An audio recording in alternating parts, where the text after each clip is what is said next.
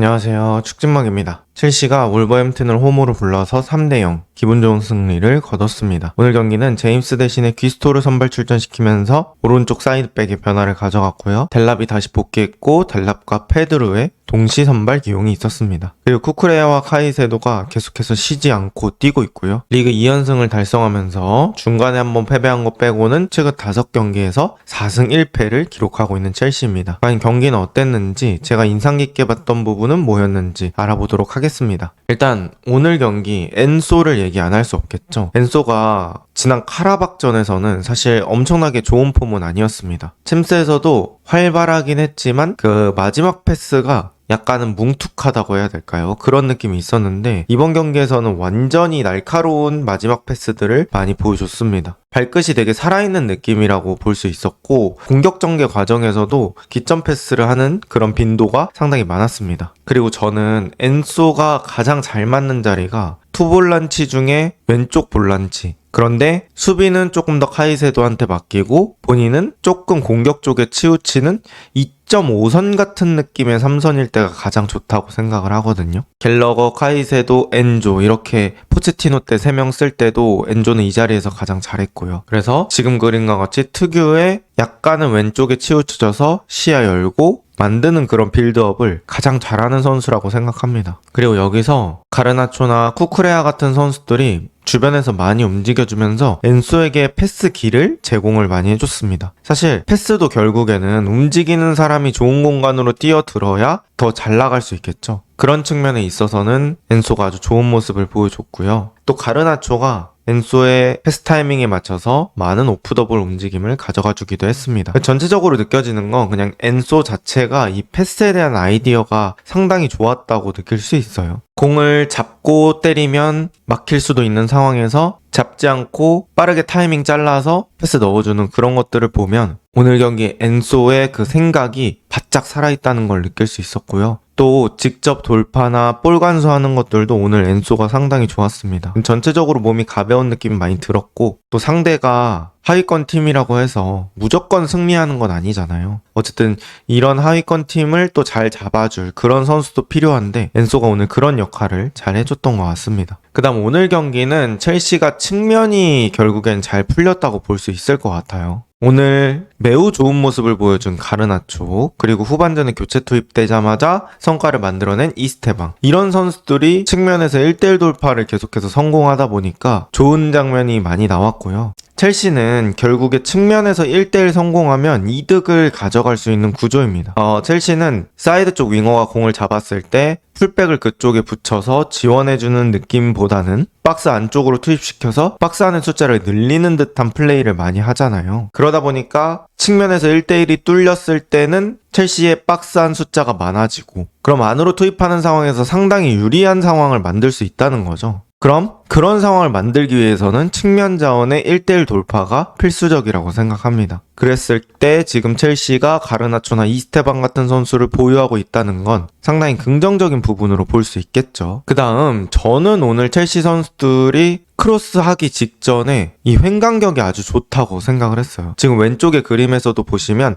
이스테방이 사이드 쪽에서 1대1 돌파하려고 공 잡아놨을 때 첼시 선수들이 한쪽에 쫙 몰려있는 게 아니라 일정한 간격으로 서 있죠. 저는 이게 어떻게 보면 오늘 첼시가 득점했던 키포인트라고 볼 수 있을 것 같아요. 오늘 첼시의 3번의 득점이 거의 모두 반대쪽에서 크로스나 컷백 형태가 올라왔고 그걸 가운데 쪽이나 그 반대쪽에서 마무리하는 그런 상황들이 많았잖아요. 근데 사실 크로스라는 게 물론 타겟팅해서 들어가면 너무 좋겠지만 그 공이 어디에든 떨어질 수 있는 가능성이 존재합니다. 그런데 지금의 첼시 선수들은 이 공을 받으려고 대기하는 간격이 너무 좋단 말이죠. 이거는 어느 공간에 떨어지더라도 첼시 선수들이 한번 싸움을 해볼 수 있는 구조가 됩니다. 저는 이 드리블하기 직전에 선수들의 간격을 봤을 때 물론 선수들 본능적인 것도 있겠지만 좀 의도적으로 훈련했을 가능성이 높다고 느꼈어요. 그리고 마레스카가 이런 것들을 되게 잘 준비해온 것 같은 느낌이 들었습니다. 결국 오늘 첼시의 3번의 득점이 이런 상황에서 만들어졌기 때문에 첼시의 이런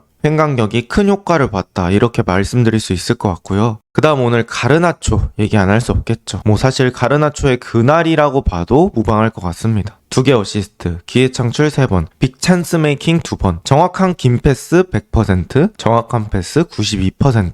일단 스탯으로만 봐도 엄청나게 큰 영향력을 경기 중에 행사했고요. 저는 가르나초의 특유의 오프더볼 움직임이 상당히 좋았다고 느꼈습니다. 아무래도 이 가르나초라는 선수가 골 결정력에서는 아쉬운 부분들이 좀 있겠지만 저는 그 전까지의 과정은 정말 좋은 선수라고 생각하거든요. 사실 가르나초가 약간 밈화된 부분이 있잖아요. 그런 거에 있어서 실제 실력보다 저평가당했던 부분이 있다고 저는 생각을 하는데, 어쨌든 오늘 가르나초가 엔소의 공을 받아주려는 그런 움직임들, 항상 좀 공 잡은 선수가 주기 좋은 위치로 뛰어가고 있어요. 그래서 그런 오프더블 움직임이 상당히 좋았고, 그 다음에 이제 지금 현재로서 돌파 능력이나 변수 창출 능력은 기튼스보다 훨씬 더 좋다고 볼 수 있겠습니다. 이 얘기는 뭐냐면 사실 기튼스가 좀 돌파로 승부를 봐야 되는 그런 선수인데 지금 돌파가 가르나초가 훨씬 더 좋단 말이죠. 이 얘기는 뭐냐? 지금으로서는 실력 차이가 꽤 난다. 이렇게 볼 수 있을 것 같아요. 그래서 돌파까지 가르나초가 조금 더 잘한다고 하면은 기튼스를 기용할 그런 근거가 부족해지는 거겠죠. 그리고 가르나초가 이번 경기에서도 특유의 컷백이나 어시스트 능력 이런 것들을 보여줬습니다. 뭐 이런 것들은 원래 가르나초의 장점이다 얘기가 될 수 있는 부분들이고요. 특히나 지금 네트 쪽으로 밀어줄 때 왼발로 패스를 하거든요. 근데 가르나초가 왼발도 상당히 잘 쓰는 편이에요. 그러니까 왼발 슈팅할 때 말고 어시스트 할 때나 크로스 할 때는 그래도 곧잘 쓰는 편이거든요. 그래서 오늘 경기에서는 첼시 팬분들께서 충분히 만족할 만한 활약을 보여줬다 이렇게 느낄 수 있을 것 같고요. 저는 가르나초가 직접 마무리하는 역할만 아니라면 충분히 가치가 높은 선수라고 생각합니다. 가뜩이나 지금 첼시의 윙어 자원에 있어서는 큰 도움이 될 수 있는 선수죠. 그 다음 첼시의 첫 골 장면도 저는 한번 얘기를 해보고 싶습니다. 첼시의 첫 골 장면이 상당히 예쁘게 들어갔거든요. 그리고 여기서 이 공격 장면의 시작은 카이세도였습니다. 카이세도가 지금 자신 쪽으로 투톱 당겨놓고 한 번에 반대 전환을 하거든요.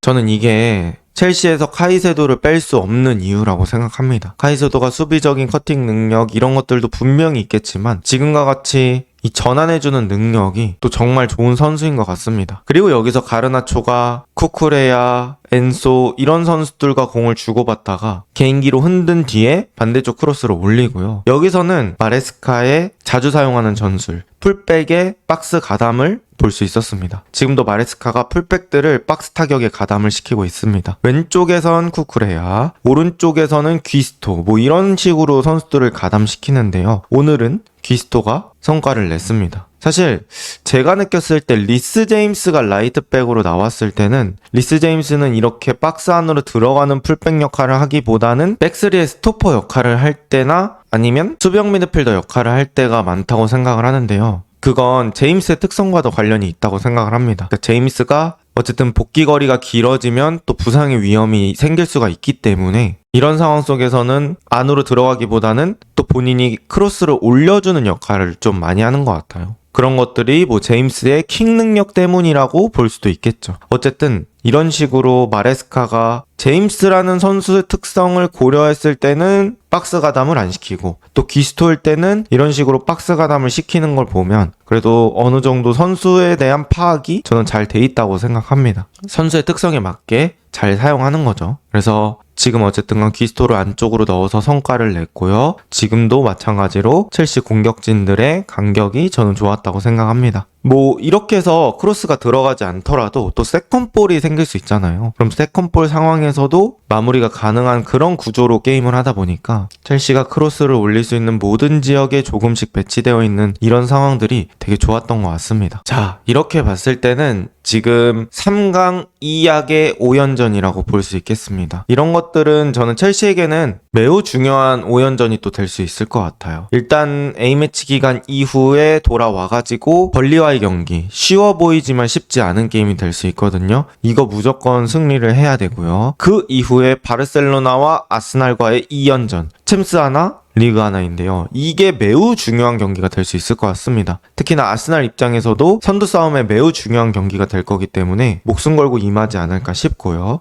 지금 리버풀과 시티 경기 이전에 찍고 있는 영상인데 지금 현재 순위가 첼시가 2위예요. 그래서 상당히 높은 위치까지 올라왔다고 볼 수 있을 것 같고요. 선두와의 승점 6점 차를 만들어 놨습니다. 리버풀 시티가 어쨌든 둘 중에 하나는 승점을 무조건 얻게 되는 구조다 보니까 그랬을 경우에는 첼시가 한 단계 정도는 밀릴 수 있을 것 같은데요. 그럼에도 불구하고 리그 상위권을 유지하고 있습니다. 어쨌든 첼시가 최근에 리그에서 상당히 좋은 흐름을 만들고 있고요. 저는 그런 흐름 중에 가장 중요했던 게 리버풀전 승리라고 생각합니다. 최근 또 탄탄하게 승점을 누적시키고 있는 첼시. 과연 엔소와 가르나초는 이런 폼을 유지할 수 있을까요? 이번 영상은 여기까지입니다. 좋은 하루 보내세요.